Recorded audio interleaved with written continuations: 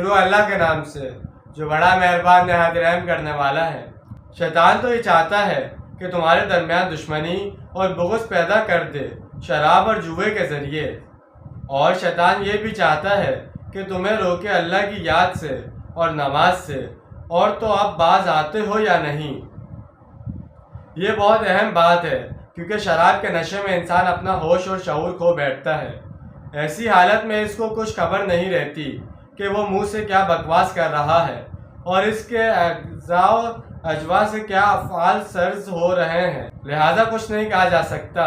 کہ ایسی حالت میں کیسی بات یا کیسی حرکت سے کیا گل کھلائے گئے، کیسے کیسے جھگڑے اور فسادات جنم لیں گے۔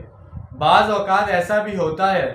کہ حکومتی اور ریاستی سطح کے بڑے بڑے راز شراب کے نشے میں چرا لیے جاتے ہیں، تو اللہ تعالیٰ تمہیں ان چیزوں سے بچانا چاہتا ہے،